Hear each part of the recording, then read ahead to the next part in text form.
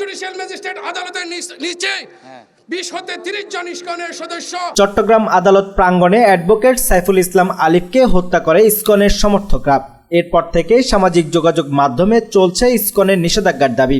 রাজনৈতিক দলের নেতৃবৃন্দ এই বিষয় নিয়ে কোনো কথা না বললেও অ্যাডভোকেট সাইফুল ইসলাম হত্যার প্রতিবাদে এবং সেই সাথে হত্যাকারীদের দ্রুত গ্রেফতারের দাবিতে টানা দ্বিতীয় দিনের মতো আদালতের কার্যক্রম স্থগিত রেখেছে চট্টগ্রামের আইনজীবীরা।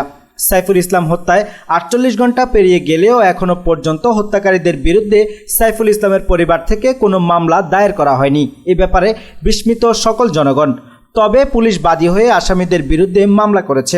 26 তারিখ চট্টগ্রাম আদালত প্রাঙ্গণে সেই হত্যার ঘটনায় এখন পর্যন্ত 36 জনকে গ্রেফতার করেছে চট্টগ্রাম মেট্রোপলিটন পুলিশ। উল্লেখ্য, গত 26 তারিখ দুপুরে চট্টগ্রাম দায়রা জজ আদালতে তোলা হয় বাংলাদেশ সম্মিলিত সনাতনী জাগরণ জোটের মুখপাত্র চিন্ময় কৃষ্ণ দাসকে।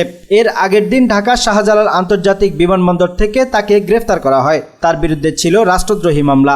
তাকে আদালতে তোলা হলে তার আইনজীবীরা তার পক্ষে জামিন আবেদন করে, কিন্তু বিচারক জামিন আবেদন নামঞ্জুর করে তাকে কারাগারে পাঠানোর আদেশ দেন। আর এই কারাগারে পাঠানোর আদেশকে কেন্দ্র করে আইন শৃঙ্খলা রক্ষাকারী বাহিনী ও চিন্ময় অনুসারীদের সংঘর্ষের মধ্যে আইনজীবী সাইফুল ইসলামকে কুপিয়ে হত্যা করা হয়। বৃহস্পতিবার সকাল থেকে চট্টগ্রাম দায়রা জজ আদালতে হত্যাকারীদের বিচারের দাবিতে কালো ব্যাজ ধারণ করে আদালত ভবন এলাকায় বিভিন্ন ব্যানারে বিক্ষোভ করেন আইনজীবীরা। অপরদিকে এই ঘটনা নিয়ে ইসকন থেকে এক বিবৃতি দেওয়া হয়। সেখানে স্পষ্টভাবে তারা উল্লেখ করে বেশ কয়েক মাস আগেই জোটের শৃঙ্খলা ভঙ্গের দায়ে চিন্ময়কে তারা বহিষ্কার করে।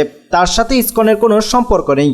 তার উস্কানিতে কেউ যদি ইসকন সমর্থিত পরিচয় দিয়ে অপকর্ম করে তাহলে সে দায়ভার ইসকন নেবে না। তবে এরই মধ্যে বুধবার রাতে ঘটে গেছে এক মর্মান্তিক ঘটনা। সাইফুল ইসলামের জানাজা ও দাফন শেষ করে আসার পথে বৈষম্য বিরোধী ছাত্র আন্দোলনের সমন্বয়ক সার্জিস ও হাসনাতের গাড়িবহরে হামলা হয়। তবে তারা এখনও নিরাপদে আছেন বলে নিশ্চিত হওয়া গেছে।